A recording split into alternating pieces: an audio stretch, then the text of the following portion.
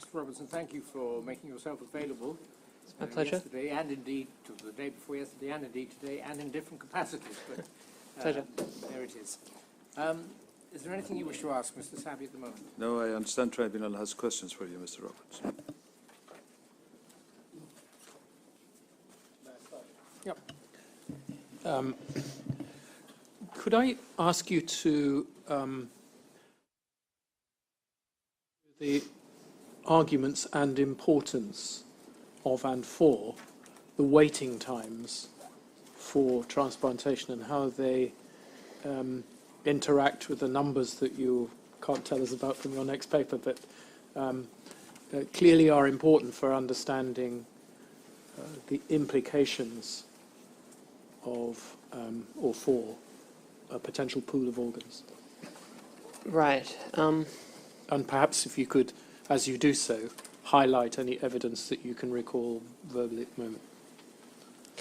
Yeah, this is an interesting one because in the way that I have looked at, the issue and the evidence, I mean, there are two kind of main considerations for suspecting that there's some non-death row population that's being harvested. One is simply, many reasons, but in any case, two main ones are the number of transplants going on and then, the immediate availability. But of course, if there weren't that many transplants and there was immediate availability, then you couldn't necessarily say that there must be some non-death row population. It's only that you have the two then yes. But the threshold for how many immediate transplants do you have to be doing until you can rule out death row, I think that's a little more difficult to figure out.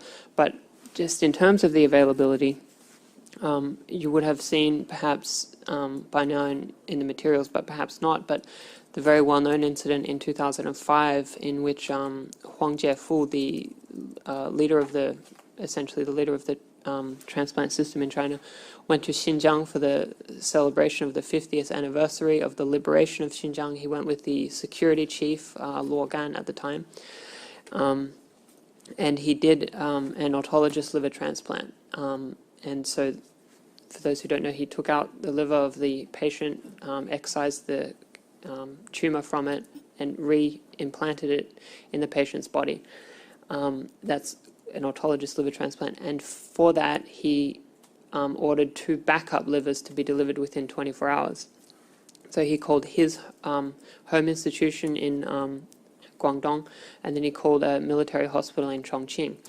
And those backup livers were delivered the next day. So there is a pretty vivid case of, it doesn't appear that it was a coincidence that there just happened to be death row prisoners who had just happened to have the right blood type and were healthy and had their sentences approved recently. Though, in fact, when I recounted this case to a doctor who is friendly with a Western doctor who is friendly with the Chinese system, Michael Millis, he said that, well, indeed, that must have been a coincidence. And in fact, 2 coincidences. And I mean, you can't rule that out factually. So it's simply a matter of the kind of judgment you want to apply to it. But so in that case, I mean, it seems kind of obvious that yes, there's bodies that are available, but I'm not. So we can talk back and forth, but at what point do you need to do enough of that you can rule out a very unique use of the death row? I don't know, but we do know that it was a lot, like 30% in 2005 of all the liver transplants where they recorded whether they were urgent or elective were urgent. So can you compare that, first of all, with figures available from Western medicine, non-Chinese medicine? And secondly, if you give us some indication of how long people might expect to wait for various organs in the Western system compared to the Chinese one. Right. I haven't done a systematic comparison, in part because it's not always easy to get the data in such a simple form. But in some years that I've looked at, as I recall, and I can follow up and give you actual data with years, but I believe in at least some years in the UK, it was something like 14% of liver transplants.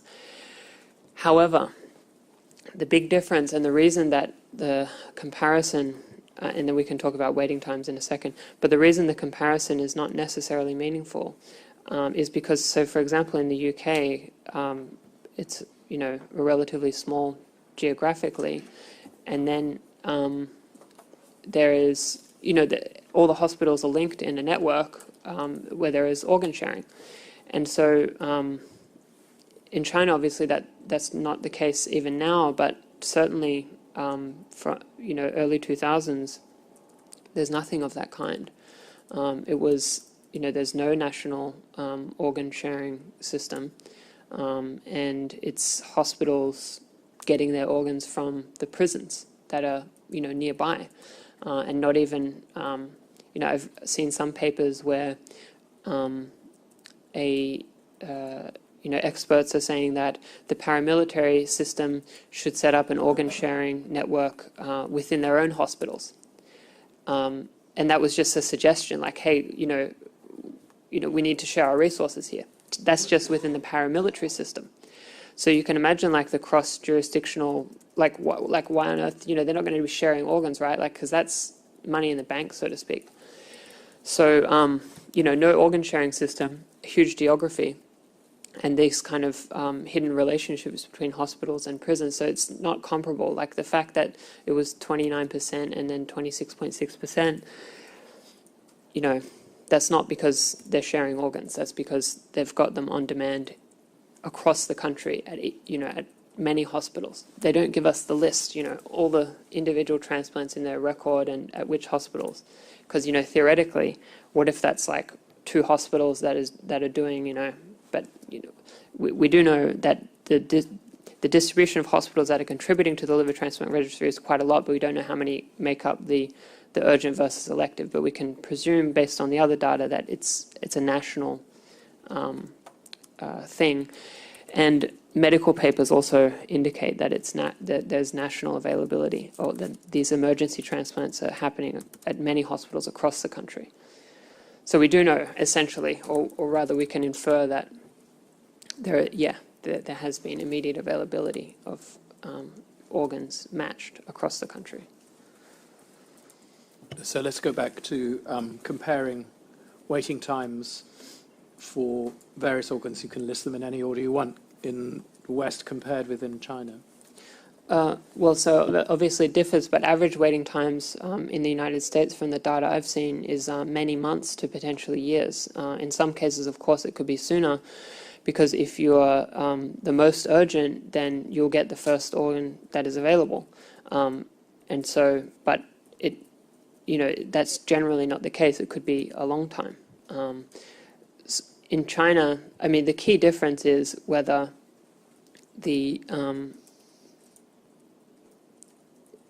which way the matching is going. Do they have the bodies and then they're matching for the recipients? Or is it they've got the recipients waiting and now they're waiting for the donors, for accidental deaths and so on? And so, the data from Chinese websites and kind of these indications of emergency transplants and so on indicates that the matching is happening in the reverse manner.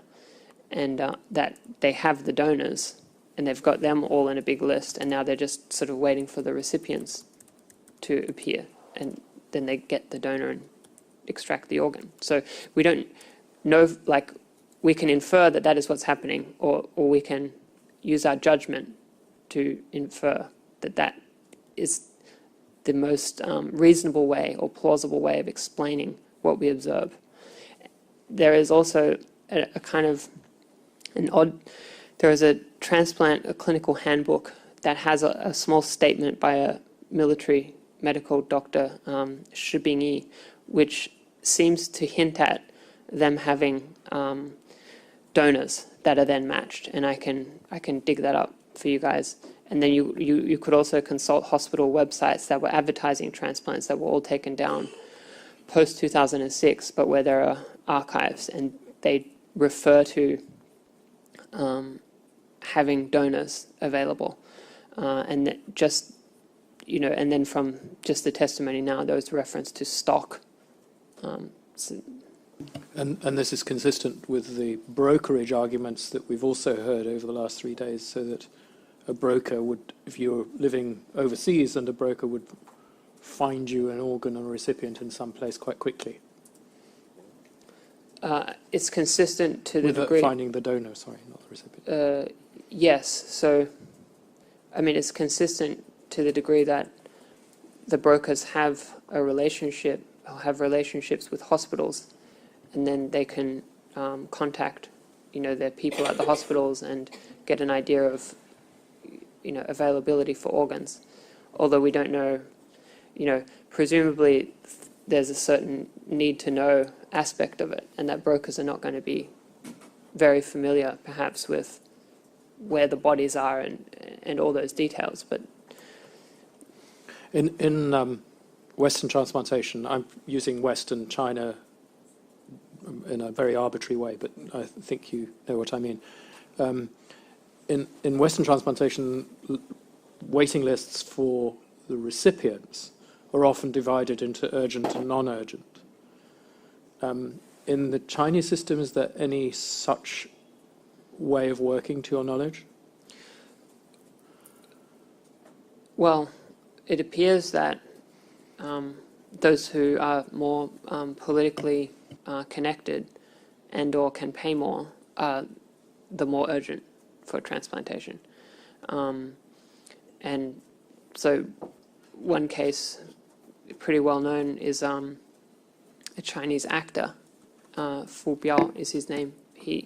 In the event he died, but he received 2 liver transplants, and the first was within a month of his needing it, and then after that transplant was rejected, or it was rather that the cancer came back, then he got the next liver transplant within a week or so.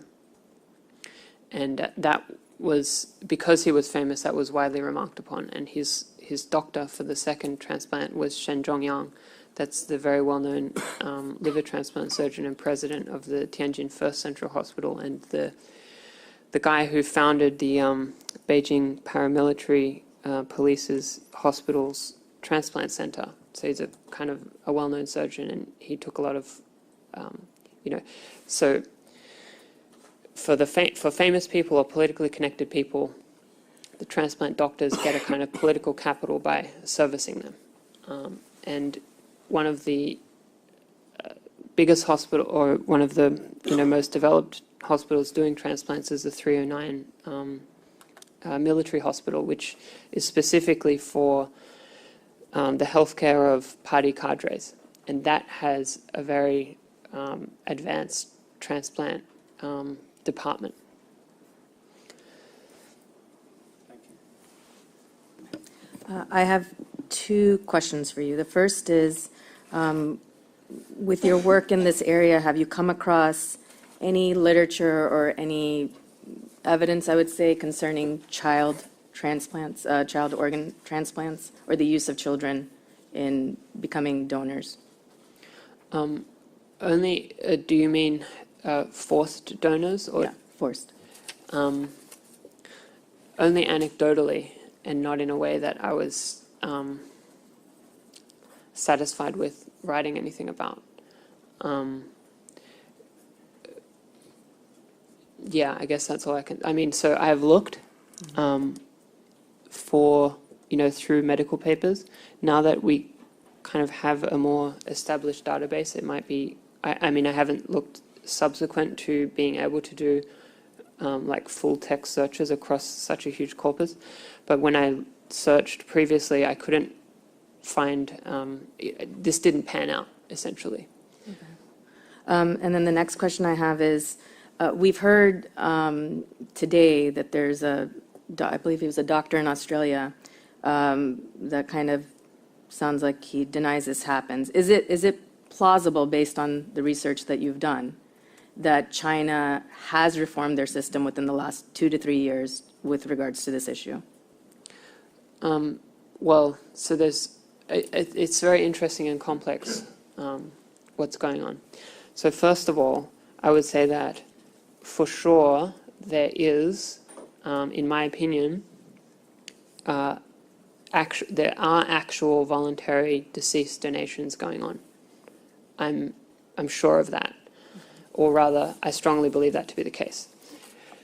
And that's simply by reading, a bunch of these medical papers from these transplant operations and watching a bunch of Chinese, reading news reports and watching kind of like 60-minute style Chinese documentaries produced by the state broadcaster CCTV and other local state-run broadcasters. And I mean, what I saw was pretty convincing. I don't think they made all that up. But it comes with a huge caveat in the sense that one of the ones I saw, it was from, I've forgotten the hospital, but it was a hospital in Shanghai. So it was a first-tier city. It was one of the best hospitals. And there was a voluntary, like a citizen donor who, I forget the cause of death, but it was a genuine case. So for that, they mobilized, I believe they said, as I recall, and I've got this written down, it was 60 medical staff. Mm-hmm. And I mean, it is a massive production. And the circumstances were just right for this case. And there are others, and so on. But it's certainly not at the scale that's claimed, where there, literally the growth curve is exponential. So, as Dr. Levy said, we have a paper coming out on this precise issue. Okay. And, it's been quite a process getting it published. But I think that uses only official data and really will put to rest this question of the extent to which the official claims are genuine, at least in as far as the data goes. But those few cases where, they are doing genuine transplants, they're still doing many, many transplants from all indications. So the idea that they're all of this kind, I think, beggars belief. And the paper will, I think, give very good answers to this. Okay, thank you. Anybody else? You seem, you've done a massive amount of work in pulling all of this together, and I think it would be instructive for all of us for you to summarize how hard it's been. And you've implied it a few times, but just the work done to get data which is routinely available in other countries seems disproportionate, and it might be worth emphasizing or describing how hard that has been. Okay, I think this actually is a very interesting, just in and of itself, the study of this issue is itself a very interesting issue. Essentially, until 2014, 15, there wasn't much, the research, okay, so just to rewind. There is no, or there is very little peer-reviewed scholarship on China's organ transplantation system. That itself is quite a remarkable thing, actually.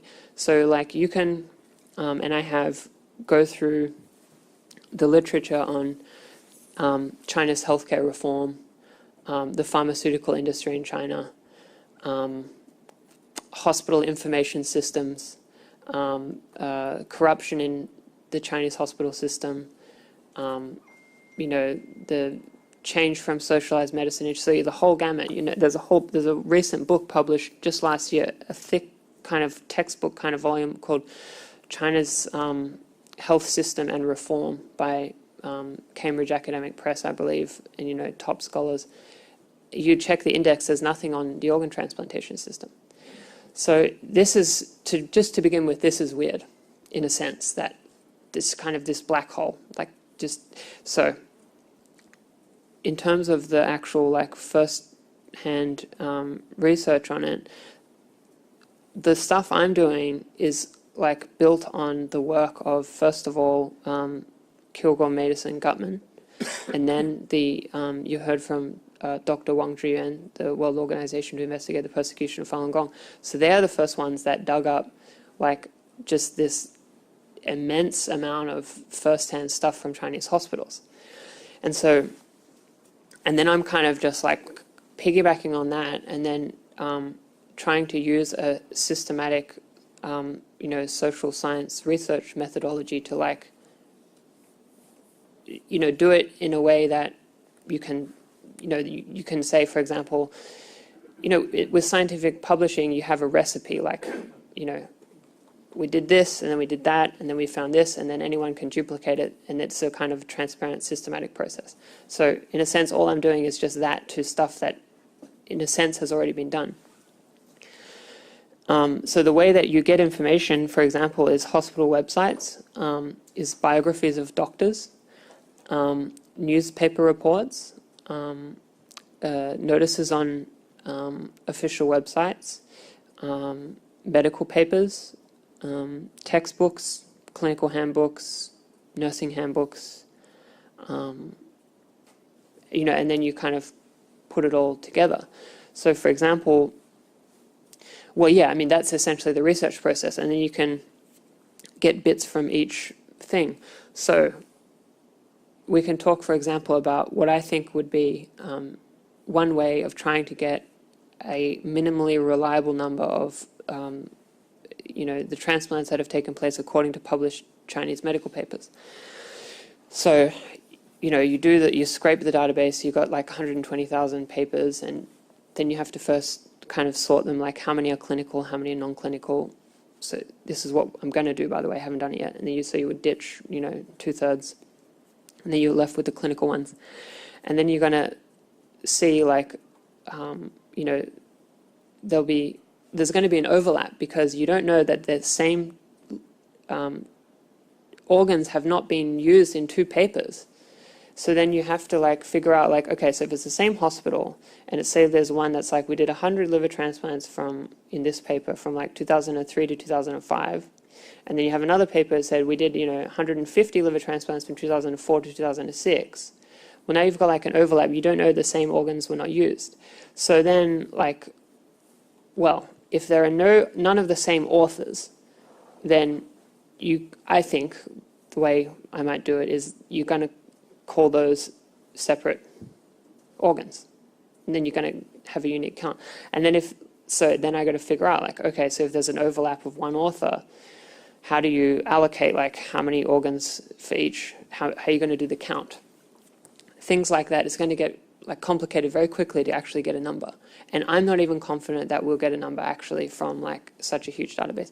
Maybe what will be helpful is that some of these papers, they just say, as a matter of background, our hospital has done this many. They don't say how many in this particular report that were, you know, that there was some condition or we're studying this intervention or whatever. And so, you know, so that's one way. Another way is like hospital websites will say, you know, we did this many, and then you can log that. But they don't say that there's not like a standardized reporting process where they say, you know, they list all their years and they list how many of each organ they did. They just like mention it. And then sometimes you don't know when they published that. And sometimes you do. But it's almost always incomplete.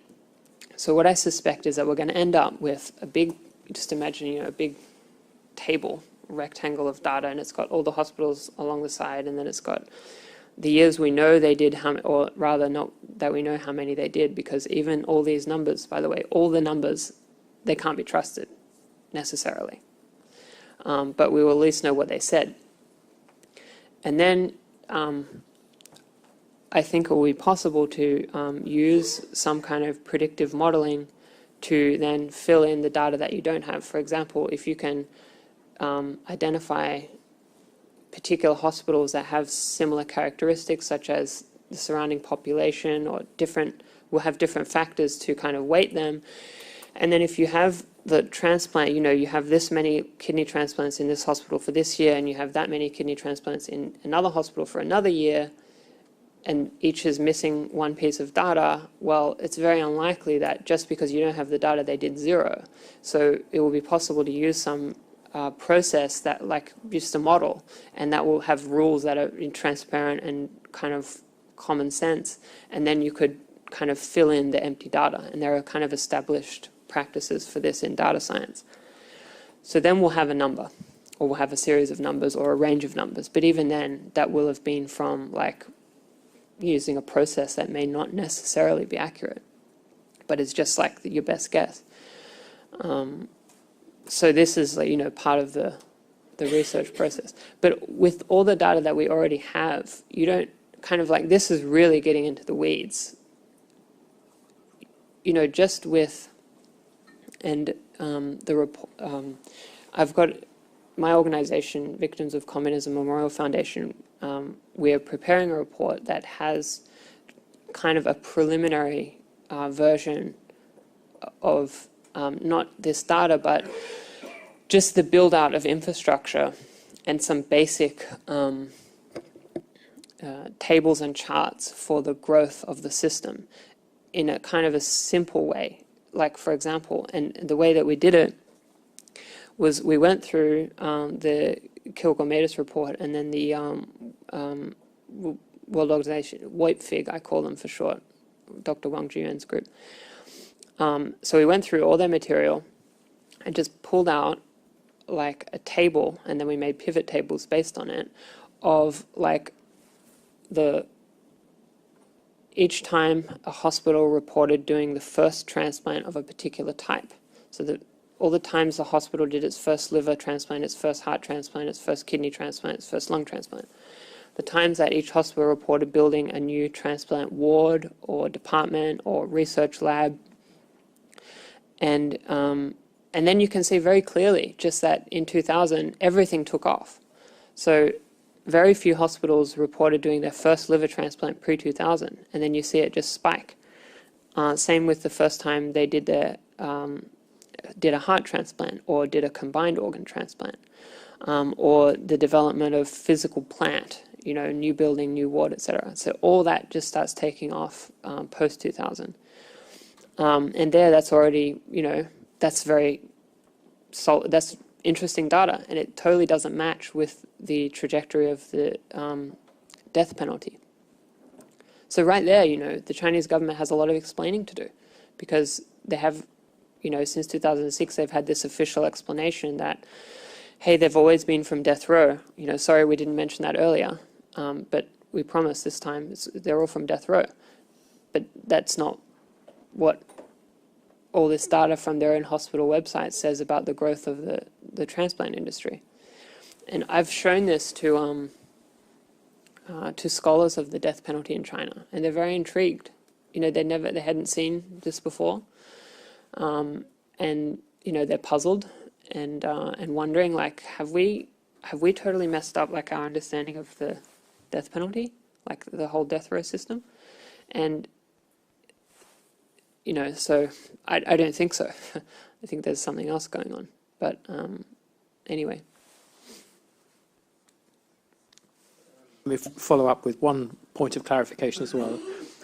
When you talk about transplants and everything that we've discussed in the last few minutes, this is about the actual insertion of organs, and as a separate process from organ harvesting. So the number of transplants, the transplant centres, the transplant infrastructure that you're describing is insertion, if you like. It's the actual where the organ goes. Yes. And in parallel, there's a whole other system which we've been investigating here, which is about organ harvesting. Is that a correct interpretation of what you've described? Yes. Although I will say that there are many medical papers that we're looking at that are simply focused on the extraction process. Thank you very much.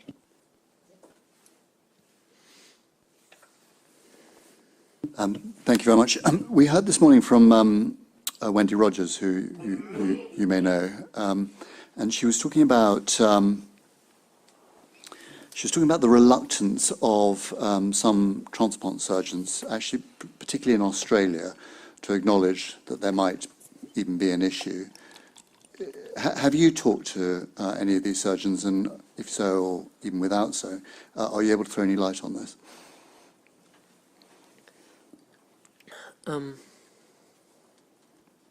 What would you like to know? Do you believe that they don't know? And if you don't, why are they being obstructed? Maybe the wrong word, but whatever it is they're being. Yeah, it's very interesting, isn't it? Well, I can speculate wildly. Sure. I think that the basic understand. Okay, so first off, Huang Jiefu got his PhD at the University of Sydney. He is perceived to be a known quantity to, so let's name names, Francis Delmonico, Jeremy Chapman, Phil O'Connell. He has been, networking with them for many years.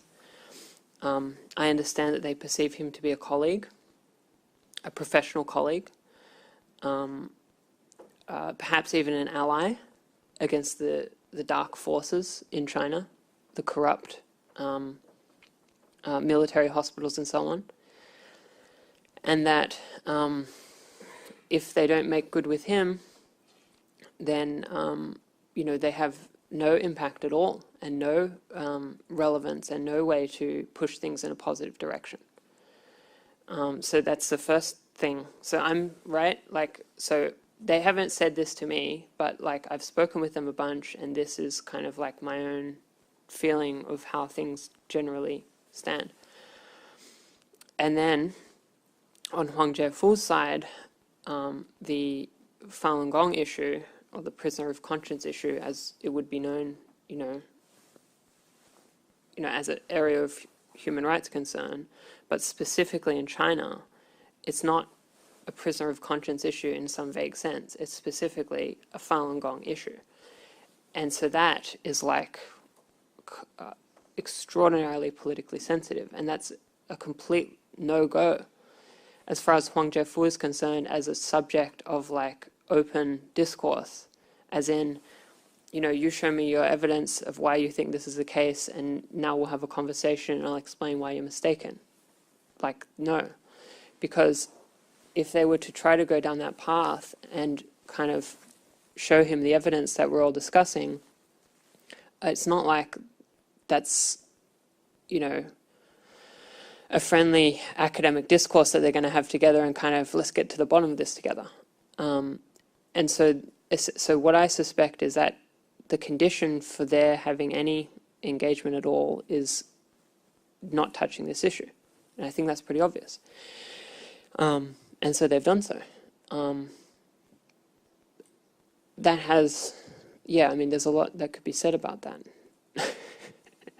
One consequence, at the very least, is it results in the transplant surgeons finding themselves in very awkward situations, I suppose, because they end up then sharing the podium with characters like Zheng Shusen, who's he's one of perhaps the top liver transplant surgeon in China, and he heads the anti-cult commission in Zhejiang province, which was basically set up alongside the 610 office.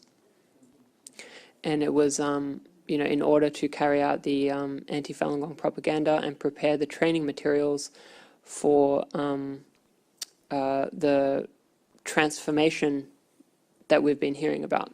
So, he's the head of that agency, and he's a liver transplant surgeon. And, Frank Delmonico and others find themselves doing the, where you all stand together and, go team kind of thing. And so they didn't, they have no idea. They didn't know that he's that guy. So it's only when bothersome people like myself and others go emailing, hey, do you know that who these people are? And then in Hong Kong in 2016, there were there was an odd occurrence where he was one of the presenters, and there was a bit of a contretemps about whether he used data from prisoners or whether his name wasn't read out. They tried to kick him off the group of presenters, but he presented anyway. I couldn't quite get to the bottom of what happened there, but so there is some awkwardness about that. And then, I mean, but I guess that's what you sign up for when you decide that this is off limits.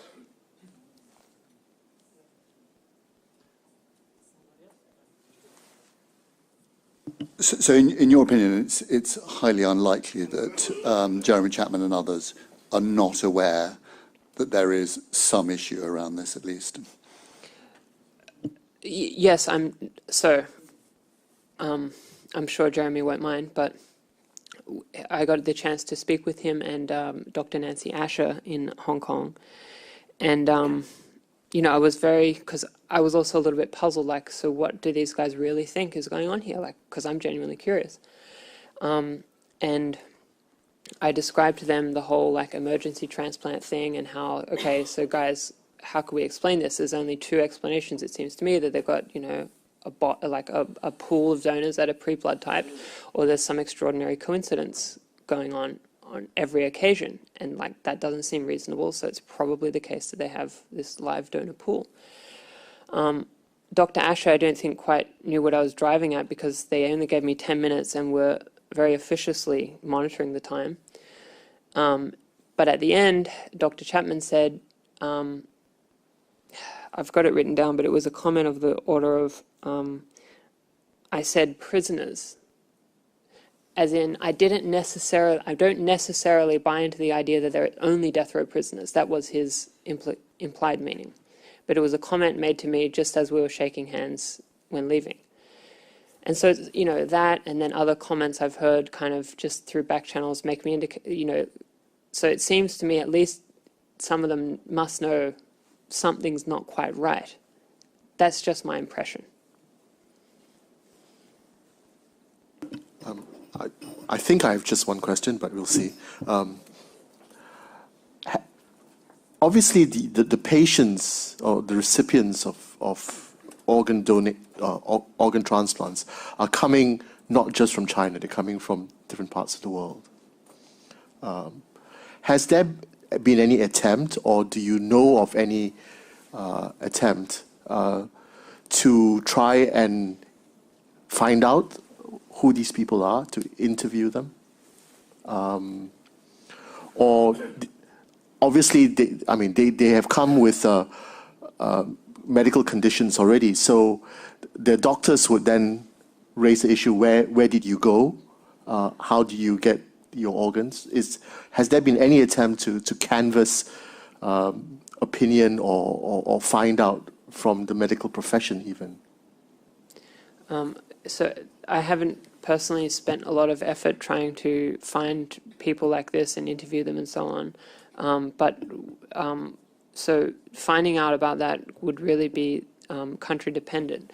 So there's, for example, there is some data on that in Taiwan, because researchers there were able to get access to, I believe it's insurance data, and then through a lot of, parsing of it, able to figure out some numbers. Malaysia, there was a doctor, I've forgotten his name, but he did a very good presentation. He had more data and much more detailed that had outcomes of transplants from overseas and had country of origin and so on. So that kind of material, but he obviously wasn't linked to names. So that kind of material, it kind of just depends on the country. And then, the kind of granularity of the data you can get. So you can find out some things. For example, in the Malaysia one, what was interesting, as I recall, is that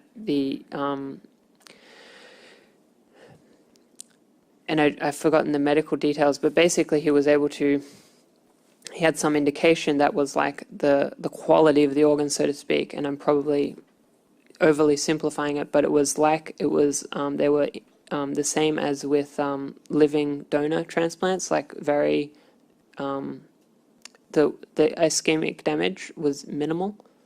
So that kind of indicates something along the lines of, the freshness of the organ. So for Middle Eastern countries where there might have been also many donors going to China, well then if those countries don't provide that, then, good luck. And there's no global way of capturing this, or requiring reporting and so on. I think some efforts have been made in that regard, but yeah. And do you know of any country, like say in Israel as an example, where they have in some ways used legislation to prohibit people from actually going to China and getting organ transplants? Yeah, Taiwan as well. I believe there was something in Spain, but I've forgotten the details. Israel certainly. And I believe there was an effort along these lines in Australia, but it didn't get past the state level. I have one more question. Does the Chinese, and this may be just generally China hospitals or the Chinese military hospitals, do they have something equivalent to an ethics committee or institutional review board? Yes. Okay, what's the name of it, or is it? They're called like the Hospital's Ethics Committee or IRB. So key thing, the fact that they have them doesn't mean that they play the same role that we would typically understand them to play. Okay, if you know what I mean. What would be the role? Like rubber stamp. Okay. Yeah, like what the surgeon says goes, and chum. So that, and we've got a Dr. Rogers and I and other authors have a paper coming out that very soon that deals with this explicitly. And just a couple of short things from me. You spoke of television programs that you credit as to their genuineness about voluntary donation. 60 Minutes, I think you said one of them was probably long. A 60-minute style Chinese program, yes. Do those programs, or did any of those programs, identify the start date of the voluntary program? And did any of them explain how the skills deployed in transplant were built on earlier practices? For the second, no. For the first, in that one, I mean, so it's all the same. The party line, so to speak, doesn't differ in that the system began growing in the year 2010, and then by 2015 there were no more prisoners. So it all follows that. So the only reason I believe them is simply because it would be far too elaborate to stage, and then it's just kind of one case. And so, barring countervailing evidence, I credit it. It's not to say that the whole thing I've been fooled. Perhaps I was, but I don't think so. I think Mr. Vetch has a question before my last one. If you, and this is a sort of non-academic question in the sense, if you were to hazard a guess as to where will some primary evidence break in the sense of a Chinese doctor or somebody like that who has been engaged in this, because it will at some point somewhere, would you have any idea where that might come from?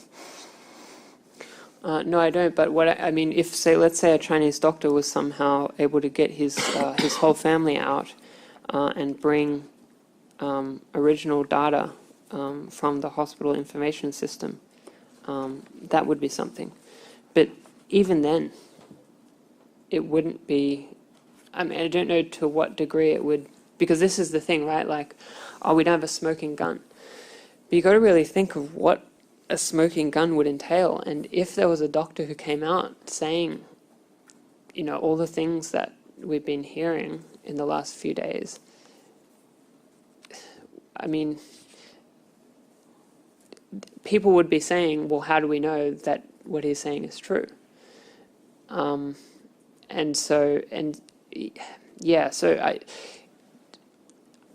The problem is so big, and the scale of what's alleged is so enormous. It's hard to think that there will be one thing that would kind of blow. I mean, I think that potentially would have the kind of a PR effect, and given the kind of the amount of evidence and so on, I think to a large degree, at least in the public realm, it's more of a PR issue than anything else. And I would say where Huang Jiefu has been very successful is in handling the PR thing, because the transplantation establishment has been neutralized, essentially.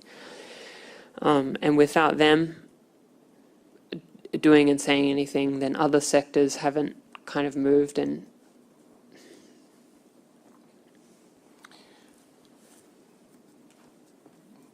Chapman and O'Connell have declined to come and help us.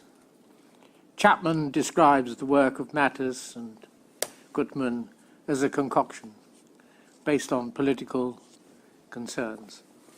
Your views are well known. How are you criticised